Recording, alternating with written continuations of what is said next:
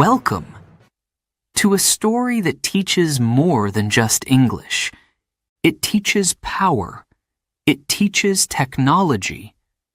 It shows you how the world is changing fast. In this audiobook, you will learn English naturally by following a true dramatic story. A story about China's silent rise, electric cars, flying drones, human robots, and a future that may scare even America. As you listen, you'll improve your vocabulary, your listening, and your speaking. But you'll also discover a question. Who really controls the future? Let's begin. Your English journey starts now. Chapter 1. A City from the Future. Shenzhen. Do you know this name? It was once a small fishing village. Quiet, simple, poor, but not anymore. Today, it's one of the most advanced cities in the world. Yes, in the world. Skyscrapers shine under the sun. Electric cars move without drivers. Drones fly in the sky, delivering coffee. Robots work, think, even smile. Welcome to the city of the future. But wait. How did this happen? How did a poor village become a high-tech wonder? Let's go back. Just a few decades ago, Shenzhen was almost empty. No factories, no towers, no dreams. Then, something changed. The Chinese government chose Shenzhen to become a special zone.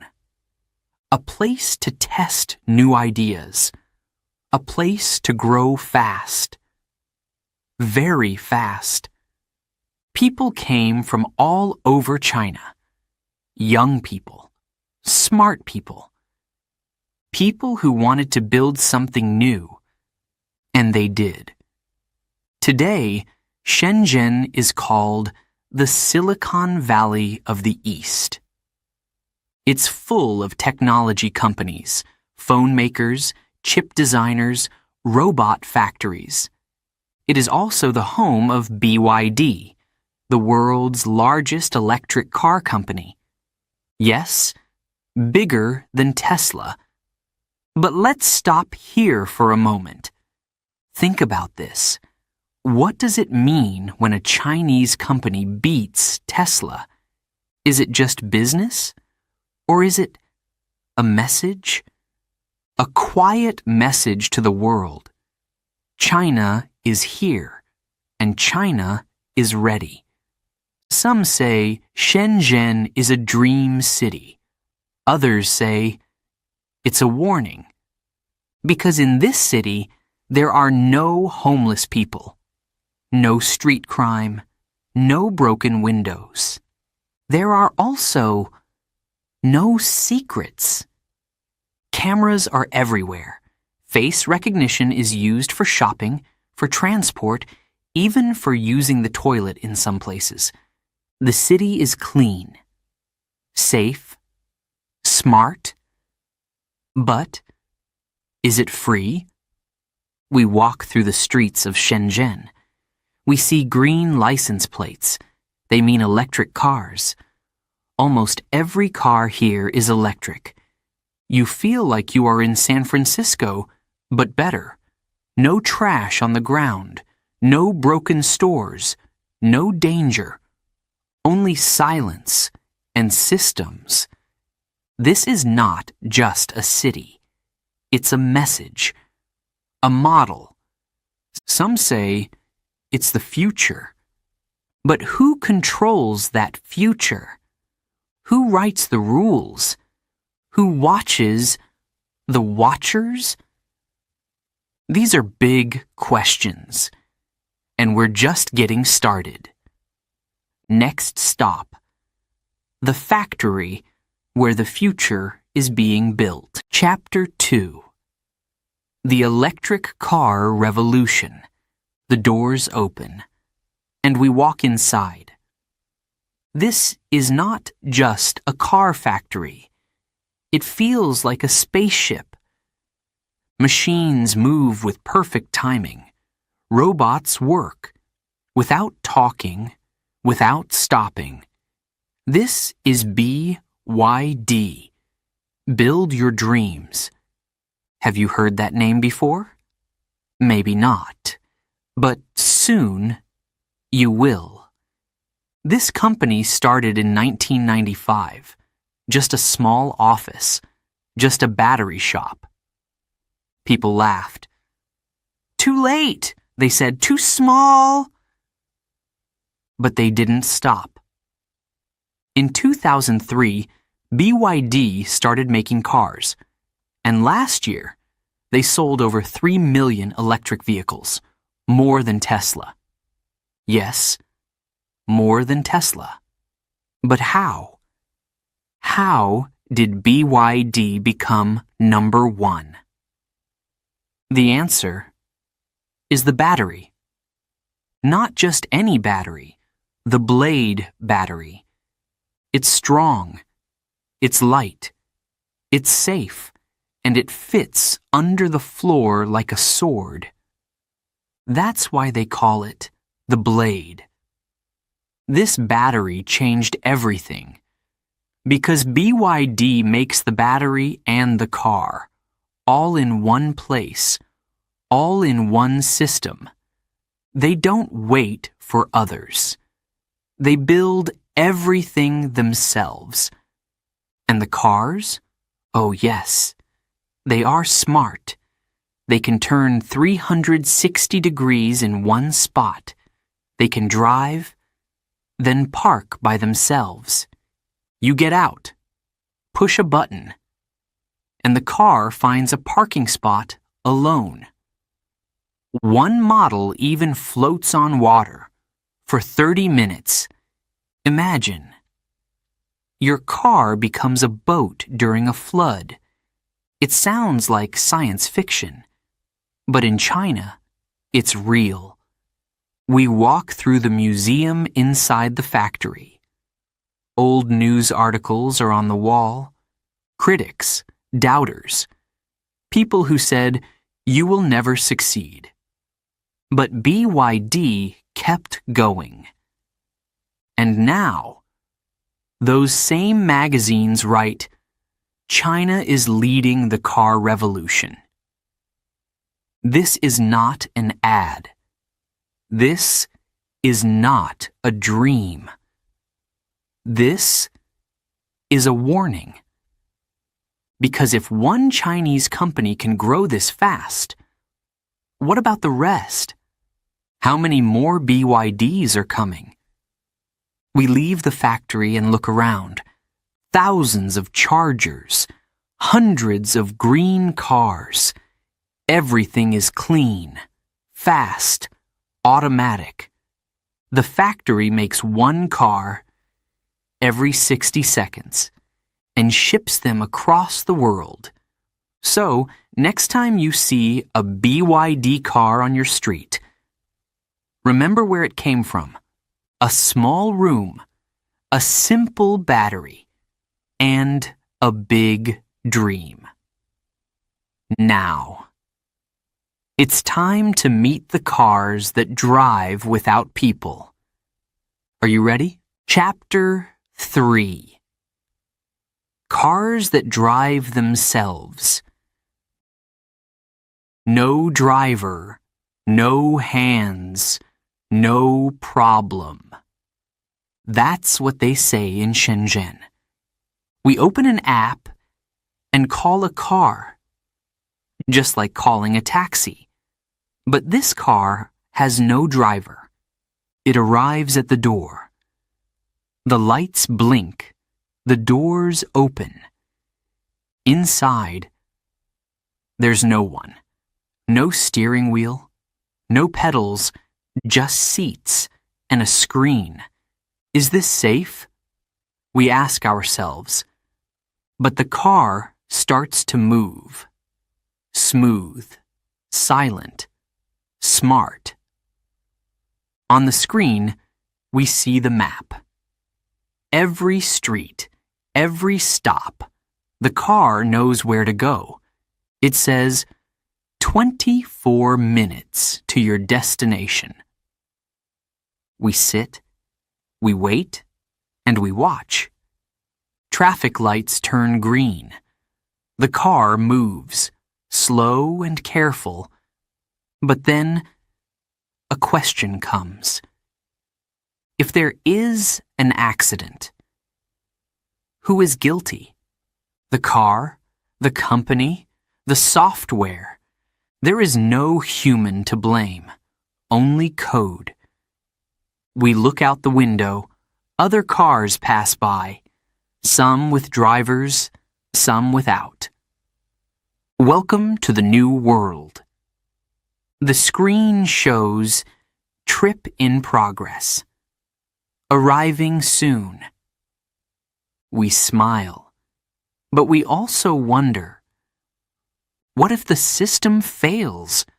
What if someone hacks the car? Who is watching us inside? There are no answers today, only questions. But for now, the ride is smooth. We arrive, the car stops, the door opens, we step out, and the car drives away. Alone. No thanks. No driver's smile, just data. It disappears into traffic. This is not a dream. It's not the future. It's already happening in China. So, what comes next? A city where even shopping is done by robots? Let's find out. Chapter 4. Drones in the sky, coffee on the way. Look up. What do you see? In Shenzhen, you don't just see clouds, you see drones.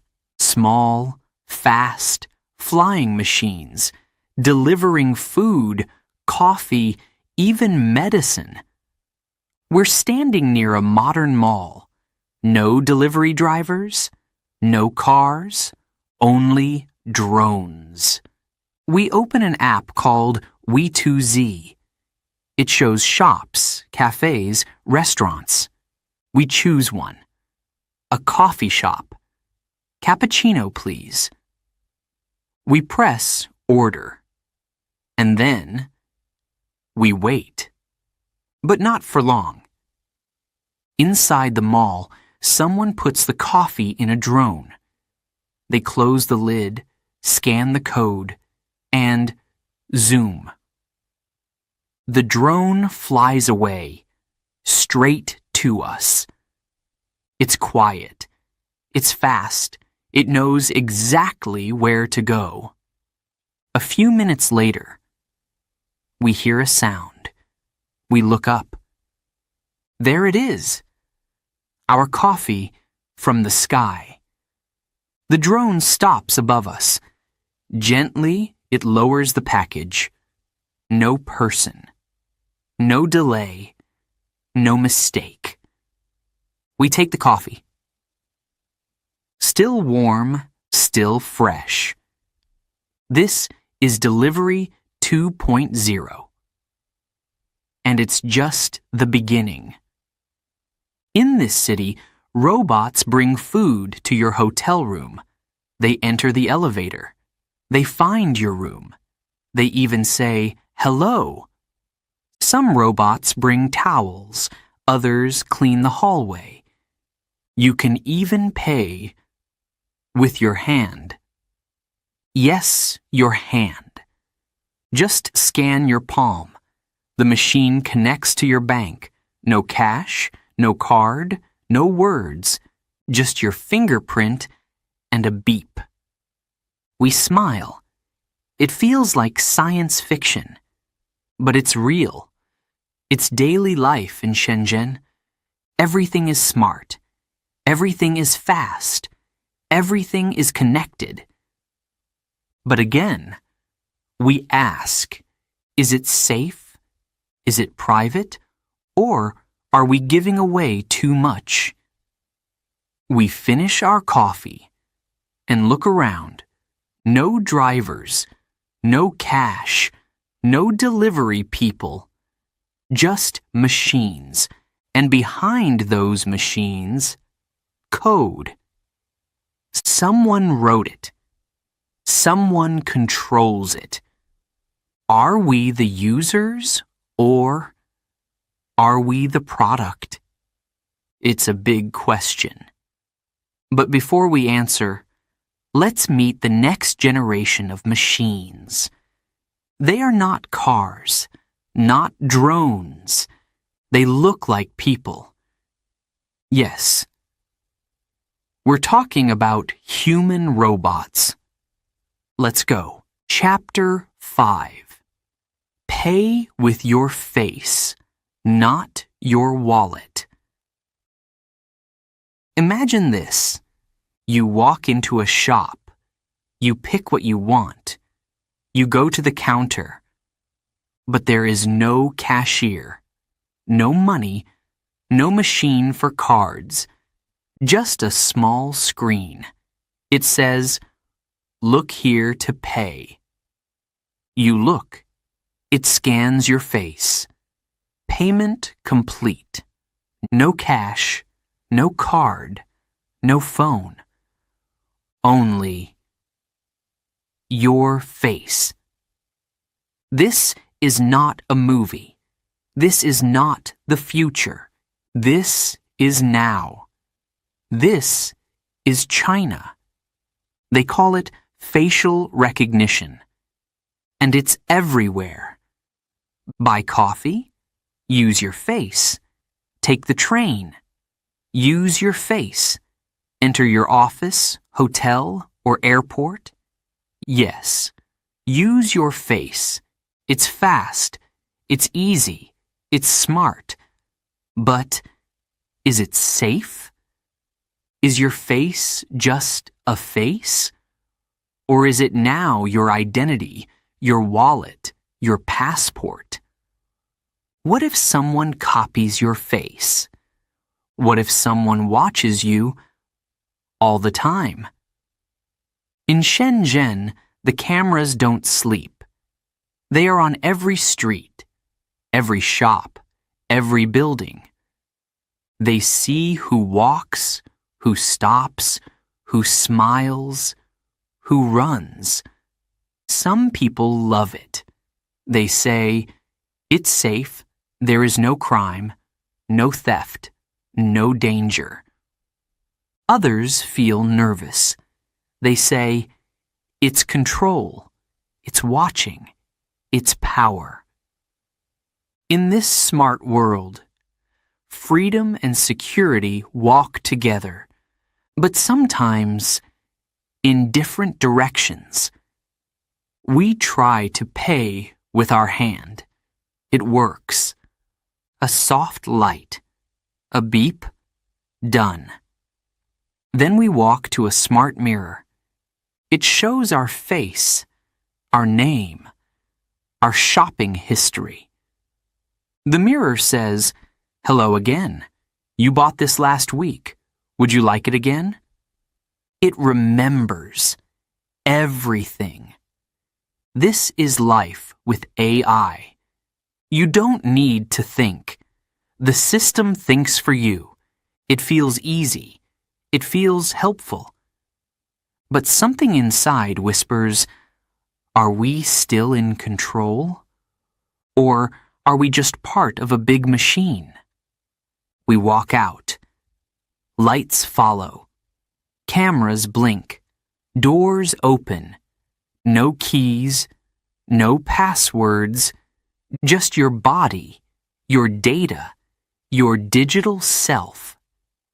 Now, What happens when machines don't just recognize us, but become like us? Let's meet the new face of AI human robots. Chapter 6: The Rise of Human Robots. He stands still, but his eyes move. He blinks, he nods, he even smiles. No, he's not a man. He's a robot. We are in Hangzhou, China. This is the home of Unitree Robotics, and this is G1, one of the world's most advanced humanoid robots. He walks like a person, moves like a dancer, jumps like an athlete. He even does a handstand. Yes, a robot, standing on his hands. The future is not coming. It's already here. We look around the room. More robots, different sizes, different skills. Some are strong, some are fast, some are small and gentle, but they all have one thing in common. They look like us. One engineer says, "These robots will help in homes, hospitals, schools. They can cook, clean, carry things. Some can even play music or dance. One robot lifts a tray, another pours coffee, another bows and says, 'Hello.' It feels like a dream. It feels a little strange. Can you imagine a robot teacher? A robot doctor? A robot friend? In another city, Shandong, we visit EX Robot. They build robots with human faces, soft skin, realistic eyes, even facial expressions, smiles, sadness, surprise. The robots look so real. It's hard to believe they are machines. We walk into a room. A robot looks at us and says, "Welcome to the future." We laugh, but deep down, we feel something. Excitement? Fear? Maybe both. Because these robots are not just for fun. Some will work in security, some in the military, some in the streets. And yes, some robots build other robots. Machines making machines. It sounds like science fiction, but it's happening now in China. We ask one of the creators, "Are they dangerous?" He smiles. "Only if we program them that way." So we ask again, who writes the code? Who decides what these robots do? Who holds the key? We leave the lab. But the questions stay. Robots are not just tools anymore. They are becoming part of society. Helpers, workers, friends, or maybe something else? Let's go deeper.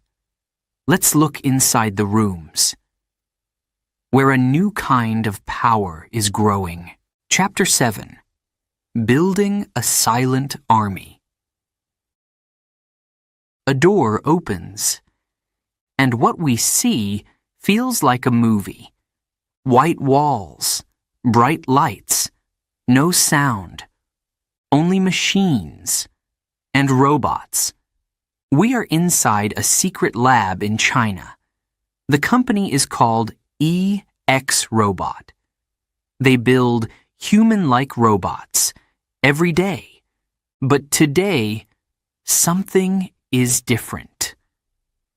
We see a robot, building another robot, hands made of metal, assembling arms, heads, and wires, piece by piece.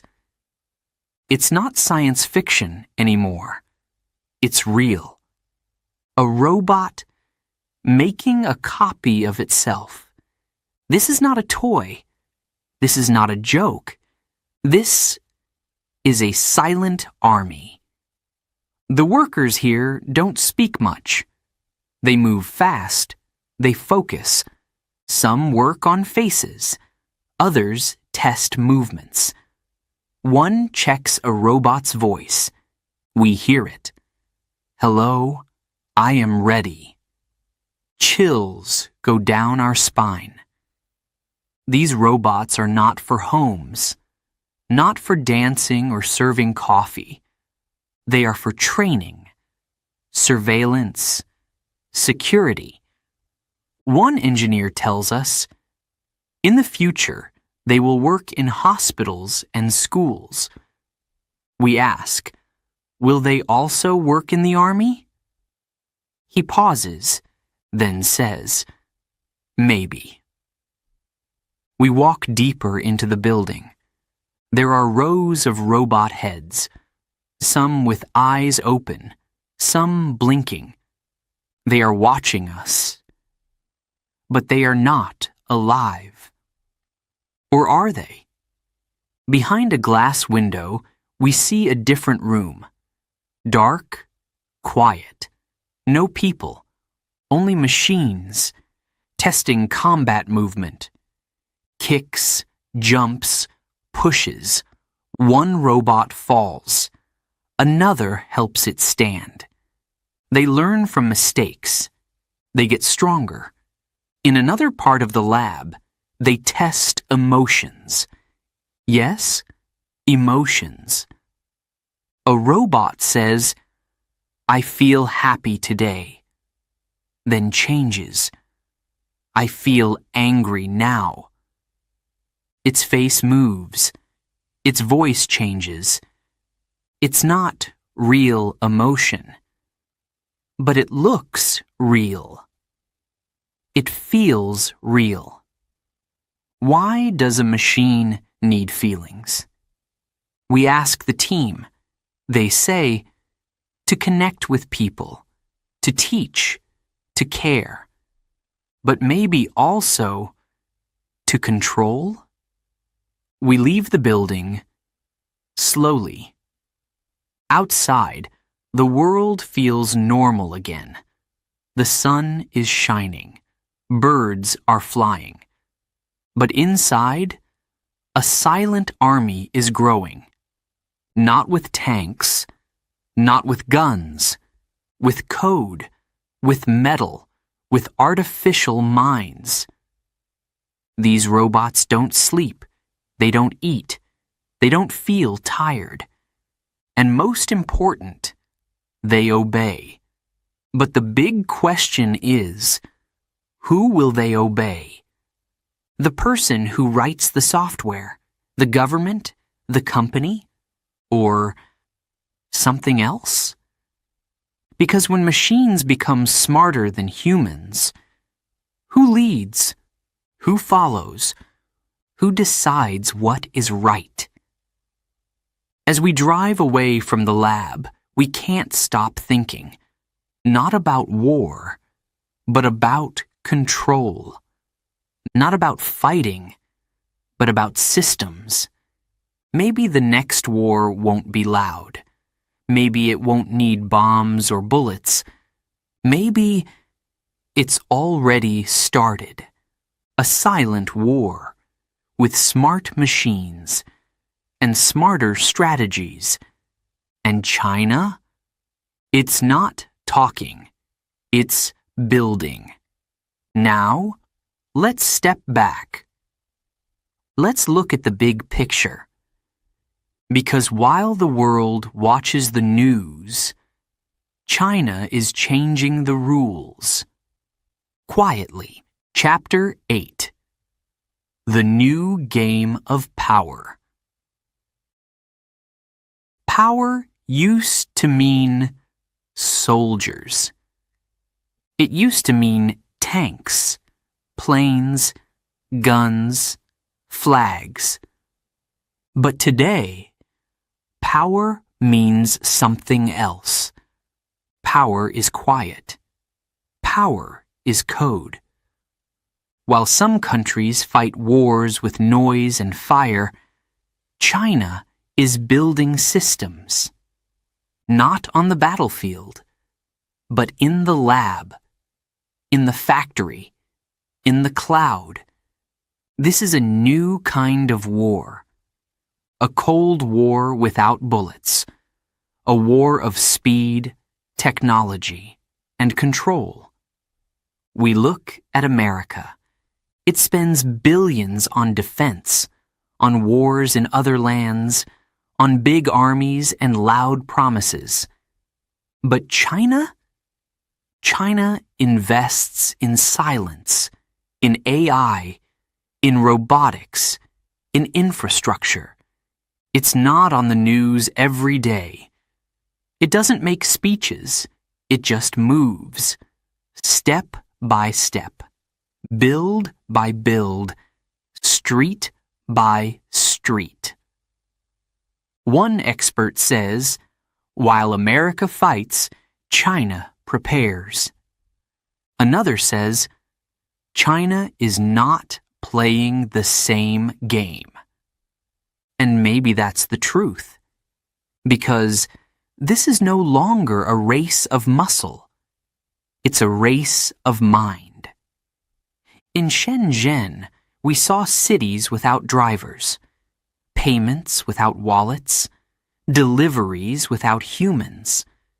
In Hangzhou, we saw robots that walk, talk, and think. In Shandong, we saw machines that can copy themselves. What is all this leading to? A new world order, not through war, but through design. China builds roads in Africa, ports in Asia, trains in Europe. It's not just trading goods. It's trading systems. It's exporting the China model. Fast, organized, digital. But with rules written by China. Some welcome it. They say, we need strong partners. We need new ideas. Others worry. They say, this is soft power. This is control. And the West? It starts to react. Sanctions, trade wars, bans on Chinese apps and chips. But the question remains, is it too late? China no longer copies. It creates. It no longer follows. It leads. The world once laughed at Chinese products. Cheap, weak, low quality. Now, the world watches Chinese innovation. Fast, smart, reliable. So who writes the rules now? Who decides what technology is allowed? Who decides which future wins? It's no longer just about who has the best army. It's about who has the best system. And right now, China is making one. A big one. A strong one. A quiet one. We look around and ask, is this a new empire? A digital empire? And if it is, who can stop it? Maybe no one. Maybe the game already changed, and some players didn't notice. We are not just watching history, we are inside it. Right now. And as the world turns its head to the next conflict, China continues its silent rise. Now, there is one chapter left, the most important one. What happens next? Chapter 9. A question for the future. The world is changing, but not with noise, with silence, not with warplanes, but with Wi-Fi, not with soldiers, but with software. And now we ask, what happens next? Let's stop. Let's breathe. Let's think. In history, many powers rose and then fell. Britain ruled the seas. Then it faded. Rome ruled the world. Then it collapsed. America became the superpower. Strong, rich, loud. But now, we see something new. A different kind of rise. China. No big speeches, no world wars, just quiet steps and smart moves. One city at a time. One system at a time. Shenzhen, once a village, is now a tech capital. BYD, once a battery shop, now sells more cars than Tesla. Chinese robots, once a dream, now walk, talk, and think. Some people say, China is dangerous. It's not democratic. It watches everyone. Others say, China is smart. It's fast. It knows where it's going. So, who is right? Maybe both. Because the real question is not about China or America. The real question is about us. Humans. We created machines. We gave them brains. We taught them to learn. Now, they learn faster than us. We created systems, smart homes, smart cities, smart nations. But are we still in control? Or are we slowly giving power away to the very things we made? In this future, there will be no big war, no bombs, no guns. The war will be quiet and invisible. A war of influence, data, control, and the winner? Maybe not a country, maybe a system. The system that runs faster, learns deeper, thinks smarter. But will it still care about people? We look into the eyes of a human robot. They shine, but they are empty. No soul, no story, no fear, no love. Can machines replace us? Or are we building a future without a place for ourselves? A future of machines, for machines, run by machines? Or can we still choose? Choose to use technology with wisdom. Choose to build with purpose. Choose to stay human in a digital world. You are listening to this story to learn English, to grow, to understand. But maybe, just maybe, you are also learning something more. That the future is not something far away. It's here. Now. And it's asking you, what kind of future do you want? A world of control? Or a world of connection? A future of silence? Or a future of soul? The machines are listening. The systems are ready. But the choice is still ours. For now.